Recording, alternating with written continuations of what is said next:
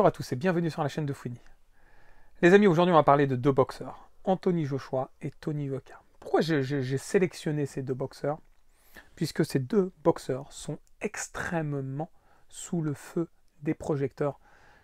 Il y a une attente énorme envers ces deux boxeurs.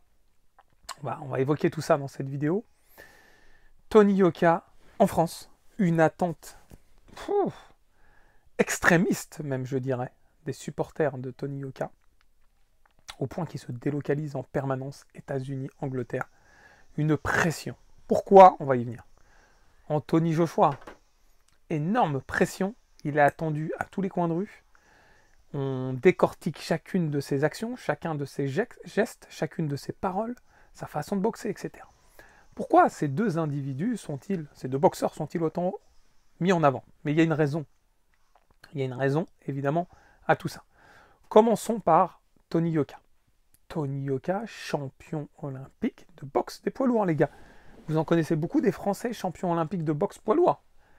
Ça a été l'événement chez les amateurs. Alors oui, il y a une énorme différence entre le monde amateur et le monde professionnel dans la boxe anglaise. Je dirais encore plus que dans le MMA. Il y a vraiment des règles et une façon d'aborder le combat qui est radicalement différente dans la boxe professionnelle, qui peut déconcerter beaucoup d'amateurs, dont des amateurs confirmés champions du monde.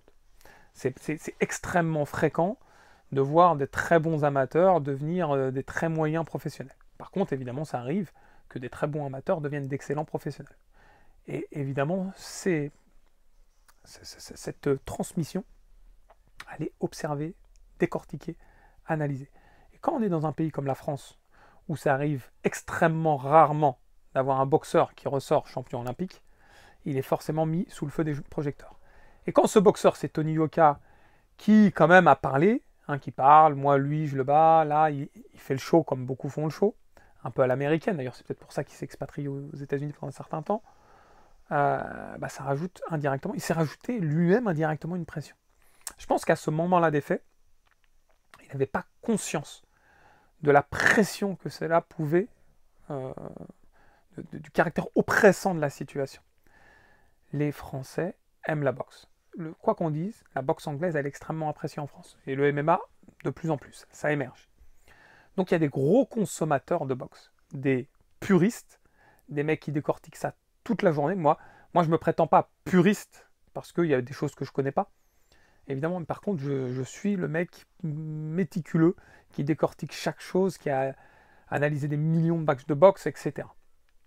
Mais par contre, je vais quand même essayer d'avoir très souvent un regard bienveillant sur la situation parce que je comprends le contexte et je connais la difficulté de sportifs de haut niveau. Malgré ça, j'ai le droit d'avoir mon opinion et qui est parfois une critique constructive, négative, positive. Ça sera à vous de juger. Seulement, la population ne réfléchit pas comme ça. En règle générale, l'individu lambda, ça peut être un amateur, ça peut être quelqu'un qui regarde la boxe qu'occasionnellement, et qui, le nom Tony Yoka ressort, champion olympique. Donc quand on pense boxe en France anglaise, on va penser à Tony Yoka. Donc il va être sous le feu des projecteurs des amateurs, des confirmés, des extrémistes. J'entends par extrémistes, il y a un peu l'équivalent des hooligans, mais dans le domaine de la boxe, qui sont à fond pour, mais si ça ne se passe pas comme convenu, dans les conditions, ils seront plutôt agressifs par leurs paroles, par leurs actes. C'est compliqué. Donc Tony Yoka, petit à petit, il s'est mis lui-même dans une situation un peu complexe, de manière indirecte, évidemment. À la base, il ne faut pas oublier les gens, que Tony Yoka, c'est un boxeur, c'est son métier, il est professionnel, il consacre sa vie à ça, et il n'a pas pour obligation de réussir, il fait tout ce qu'il peut pour réussir. C'est pas parce qu'il est champion olympique qu'il va devenir champion du monde des poids lourds de boxe professionnelle, en fait. Il le veut, il le souhaite, il met les moyens financiers, les moyens autres que financiers pour essayer de le devenir, mais il n'y a aucune... Voilà, on ne sait pas s'il va y arriver. Donc on ne peut pas attendre de quelqu'un qu'il le devienne. On peut attendre de quelqu'un qui donne son maximum. Et aujourd'hui, quoi qu'on dise, oui, Yoka, il avait une personnalité, moi-même, des fois, il m'énervait un peu. Dans ses premiers combats professionnels, quand l'autre il tombe, il fait comme ça, les mimiques, ouais. J'aime pas trop ça, moi. Je vous le dis, même quand Joshua il bat Helenius, et qu'il fait son truc là, ça m'a un peu dégoûté. J'ai dit, mais qu'est-ce qu'il fait, Joshua là? Je pense que l'image du boxeur, elle est importante, c'est vrai. Et ça, je le conçois. Seulement, ils ont le droit à des erreurs. Je pense que Yoka, il est plus comme ça. Il a évolué, il a gagné en maturité, il a subi des revers, il a subi des échecs.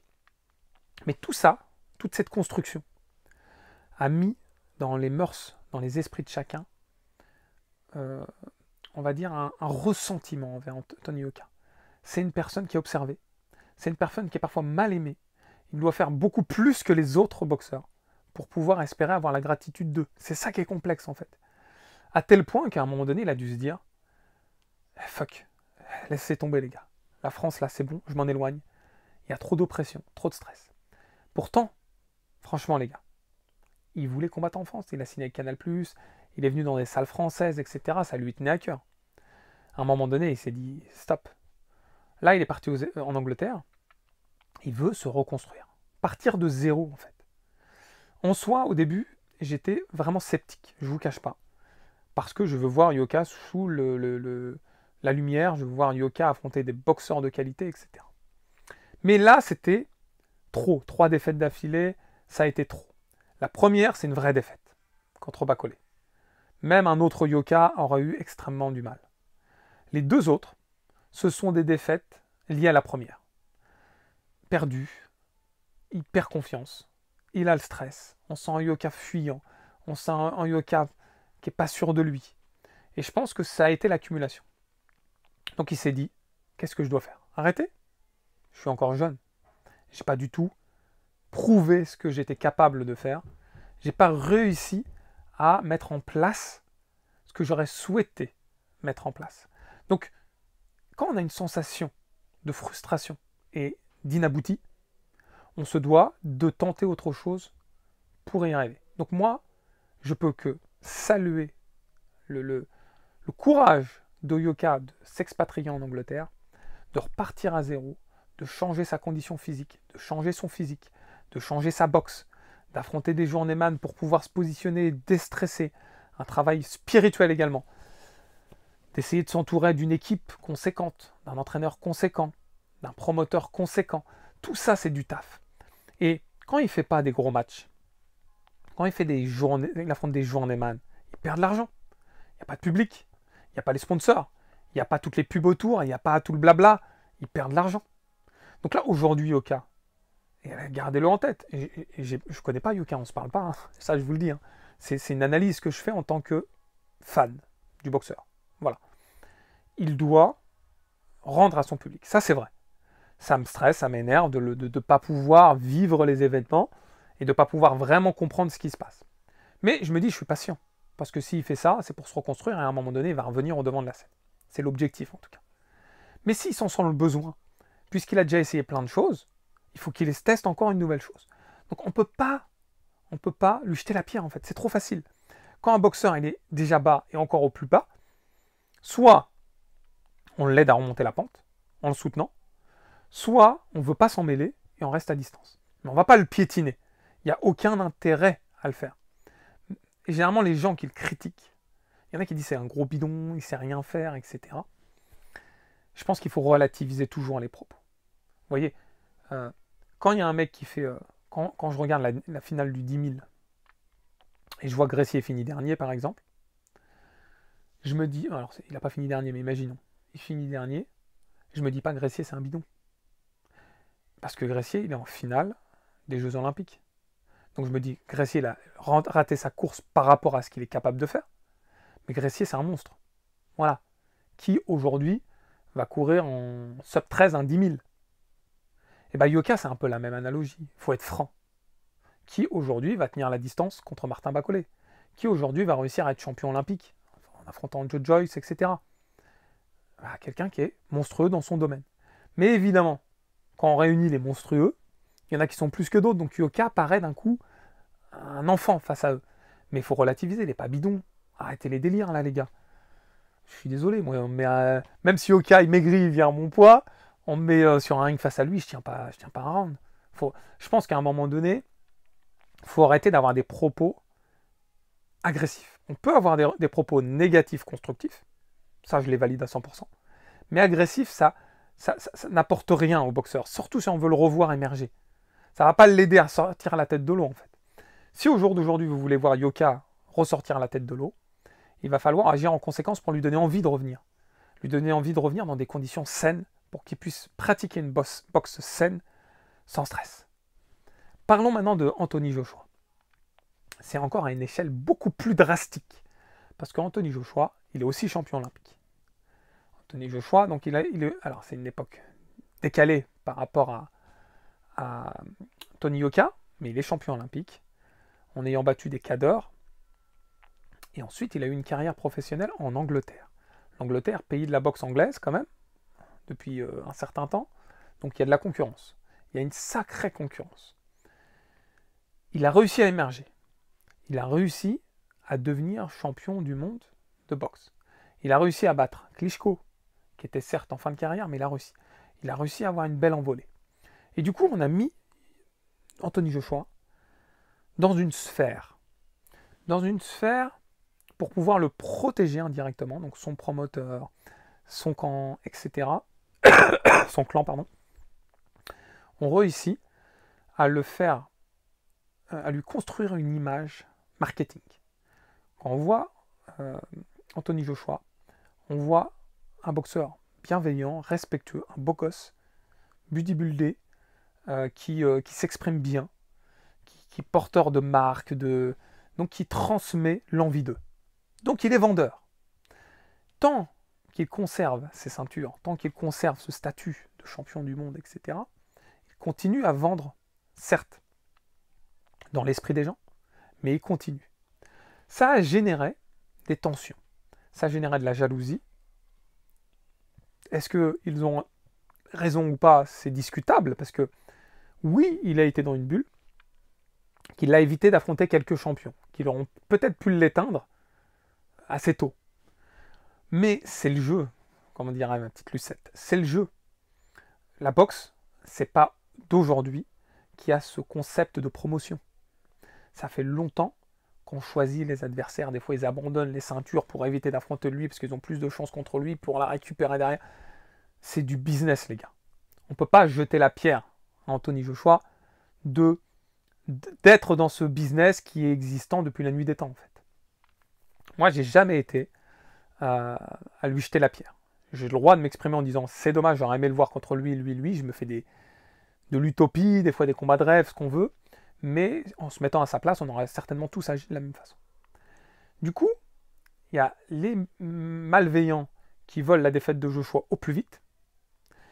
Il y a les bienveillants qui se disent bon bah Joshua il fait comme tout le monde aurait dû faire, on attend de voir. Hein. À un moment donné, il va être forcément confronté s'il éteint entre guillemets des faire-valoir d'être affronté à un costaud. Et il en a affronté des costauds. Voilà. Quand il affronte Andy Ruiz en combat de remplacement, c'est un risque. C'est le mec qui est rapide des mains, c'est le mec qui n'a pas forcément appris à boxer au camp d'entraînement, etc. Donc il a pris un risque. Quand il se reçoit ce KO, il y a eu deux catégories de population. Il y a eu le choc, combat de l'année, il s'est passé tellement de choses dans ce combat que c'était ouf.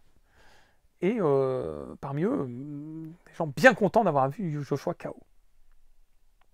Démoli. Moi, je vous dis, j'ai pas été content de voir Joshua KO démoli. Je suis jamais satisfait de voir un boxeur démoli. Mais j'ai été content de voir un combat spectaculaire. Parce qu'avant d'être démoli, Joshua, il a commencé à bien démolir Ruiz.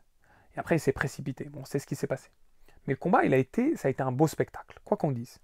Donc moi, je suis content que les deux protagonistes nous aient mis en place un combat alléchant.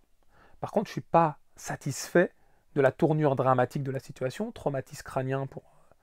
Non, c'était pas traumatisme crânien, mais je ne sais plus ce qu'il a eu Anthony Joshua. Des conséquences, c'est la première fois que tu as un combat aux États-Unis, des conséquences psychologiques de cette défaite qui a une répercussion sur toute la suite de sa carrière psychologiquement. C'est plus le même, on dit qu'il n'a pas de menton, il y a eu des détracteurs, etc. Tout cet aspect négatif, moi je ne suis pas pour. On dit que c'est le noble art. La boxe, c'est ça aussi les gars. La boxe, c'est on s'en met dans la gueule, mais de manière respectueuse. C'est paradoxal ce que je dis, hein, mais c'est un respect de guerrier en gros. Voilà, c'est comme les combats, la vraie guerre. Des fois on combat, on est des soldats, mais on peut avoir le respect de l'individu. Il y a eu un champ de bataille, il est mort, il n'est pas dans notre camp, mais on va l'enterrer dans l'honneur. Et bien c'est un peu ça, un match de boxe pour moi. C'est un combat entre deux personnes qui ont atteint un niveau exceptionnel. Il y aura presque sûrement un gagnant, un perdant, et ben le perdant, il faut le respecter. Le perdant, il a été sur le ring. Il s'est donné à fond. Seulement, cette défaite-là, ça a mis dans la population que Joshua, il a été surprotégé. Joshua, c'est une fraude, etc. Derrière, il se fait battre par Usyk 2 fois. Ouais, il se fait battre par un cruiserweight. Mais Usyk, on sait ce qu'il est en fait. On sait qu'Usyk, c'est un monstre intersidéral. Comme on en voit rarement, extrêmement rarement. Derrière, là, il se fait éteindre par Dubois. Et bah du coup, il saute au cou de Joshua en fait. C'est devenu, c'est pas un bouc émissaire, c'est pas le bon terme. C'est devenu la personne qui a certainement la plus de pression dans le monde de la boxe. Et quoi qu'on dise, quand Joshua monte sur le ring pour affronter Dubois, parce que j'ai regardé des tonnes de fois le combat, il a peur. Il n'a pas peur de Dubois en fait. Je pense pas qu'il ait peur de Dubois. Il a peur des conséquences. Il essaie de se projeter trop. Il se dit si je perds, oh là là, c'est chaud. Il y a tellement de pression, il y a tellement de ça. Je loupe cette chance là, je loupe. Et ça y est. Alors que Dubois, j'ai vraiment l'impression qu'il n'a pas de pression. Il n'a jamais été champion du monde. C'était même pas lui le favori. Il avait perdu contre Usyk, il avait perdu contre Jojos, il a déjà connu la défaite. Il était au charbon le gars, en fait. Joshua, son nom inspire la pression. Il a tellement de pognon qui gravite autour de lui, de contrats, d'attentes, qui fait que c'est un stress que je ne sais pas comment il peut le supporter. Et je pense que les KO qu'il a pris, plus ce stress cumulé, ça a dénaturé sa personne. C'est plus le Joshua fou qui fonce, qui défonce tout le monde, qui ne se pose pas de questions. Est-ce qu'il peut le redevenir? Non. Il faut qu'il vive avec cette pression en fait. Est-ce qu'il va réussir à l'accepter? Est-ce que Yoka va réussir à accepter aussi cette pression? Pour pouvoir vivre en conséquence, c'est quelque chose de difficile. Je pense qu'il y a certains boxeurs qui arrivent à encaisser cette charge. On parlait de Cédric Doumbé en France, il se la met cette pression. Sauf que c'est différent, parce que lui, il parle de lui, Doumbé, il se met en avant, et c'est justement cet aspect de lui qui l'a fait connaître. Hein, au Glory, on était une minorité à le connaître vraiment quand on y réfléchit. Quand il est passé au MMA, d'un coup, pouf, ça a émergé parce que il a fait, on va dire, le show un peu aussi en dehors des rings. Il a très bien réussi aussi sur les rings, hein, évidemment.